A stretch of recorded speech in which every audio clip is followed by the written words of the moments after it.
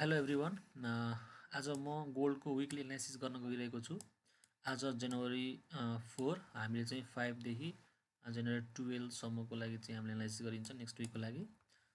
फर्स्टमा हामीले विकली क्यान्डलबाटै सुरु गरिन्छ।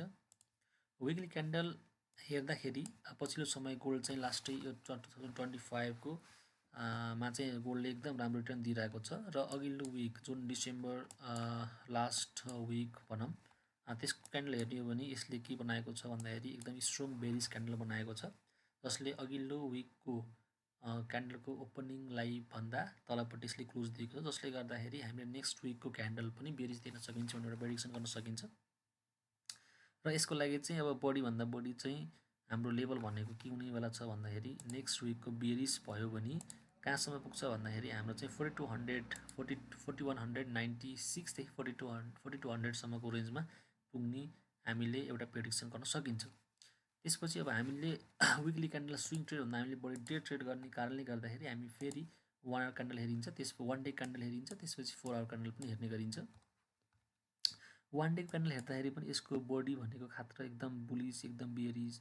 अघिल्लो चाहिँ हाम्रो 1 डेको यो भनेको डिसेम्बर 29 को strong bullish strong berries candle बनाएको छ। त्यसपछि 2-3टा भनेको यो एकदम यही रेन्जमा चाहिँ घुमिरहेको छ होइन।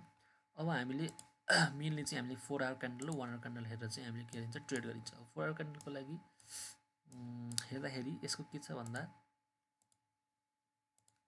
यसले हामी 2-3टा की लेभल गराउन सकिन्छ। एउटा यो लेभल, नेक्स्ट भनेको यो लेभल, त्यसपछि अर्को नेक्स्ट भनेको यो क्यान्डल। यो लेभल भनेको एकदम स्ट्रङ लेभल छ। यदि गोल्डले चाहिँ हाम्रो यिनी जुन जोनमा चाहिँ रेस्पेक्ट गर्यो भने हामीले चाहिँ आफ्नो जुन अब हामीले प्रेडिक्सन गरिन्छ त्यो डिरेक्सनमा हामीले राम्रोसँग ट्रेड क्याप्चर गर्न बुक क्याप्चर गर्न सकिन्छ। अब मैले देखेको के छ भन्दा यसमा चाहिँ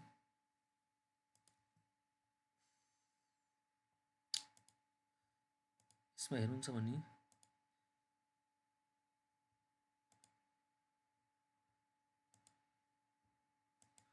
यसमा फर्स्ट मैले मन्डेको लागि के लेख्छु भन्दाखेरि यहाँबाट बुलिस यहाँ जान्छ एउटा चाहिँ मैले यो मुभ क्याप्चर गर्न सकिन्छ है, यो मुभ एउटा क्याप्चर गर्न सकिन्छ।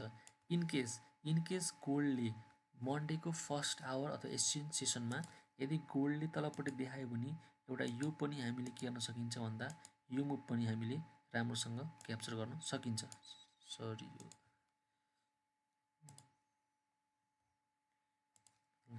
यदि गोल्डले बेरिस मुभ देखायो भने हामीले यो मुभ पनि क्याप्चर गर्न सकिन्छ। र यदि गोल्ड माथि गएर यो मुभ क्याप्चर गर्न छुट्यो भने हामीले अर्को नेक्स्ट मुभ जुन बेस्ट मुभ छ त्यो हामीले यहाँबाट रिट्रेसमेन्ट भइसकेपछि यो मुभ पनि राम्रोसँग क्याप्चर गर्न सकिन्छ। हामीसँग कुन त 3टा मुभ भयो। एउटा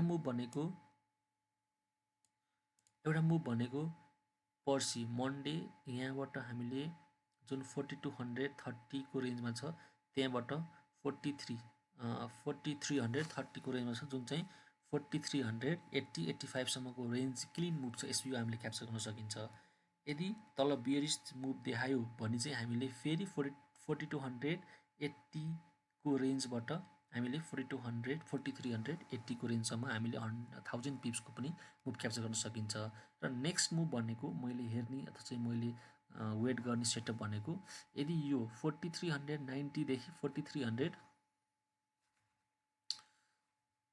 नेक्स्ट भनेको के छ, नेक्स्ट भनेको फेरि पनि हजुरहरूले हेर्न सक्नुहुन्छ। यसमा फेरि पनि रिपिट गरिरहेको छु,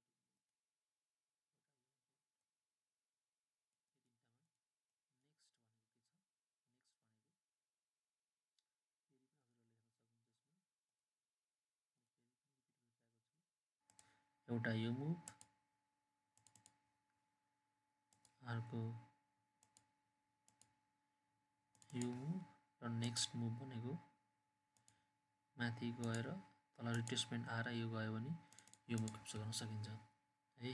यो भनेको हाम्रो नेक्स्ट विकको लागि एनालाइसिस छ र त्यसपछि अब के कसो हुन्छ भन्ने कुरा म चाहिँ सेयर गर्नेवाला छु। र हजुरले shorter time frame 1 hour time frame हेर्नुहुन्छ भने पनि भोलिको लागि फर्स्ट आवरमा यदि 15 मिनट क्यान्डल क्लोजिङ बुलिस दियो भने यहाँदेखि यहाँसम्म राम्रो मुभ क्याप्चर गर्न सकिन्छ। यदि बेरिस दिएर तलपट्टि आयो भने यो मुभ पनि 4280 को रेन्जबाट पनि हामीले क्याप्चर गर्न सकिन्छ। र नेक्स्ट मुभ भनेको यदि 4400 भन्दा माथिपट्टिको 1 आवरको क्यान्डल क्लोज दिएर यदि रिट्रेसमेन्ट गर्यो भने त्योबाट पनि हामीले यो राम्रो मुभ क्याप्चर गर्न सकिन्छ। So thank you for watching.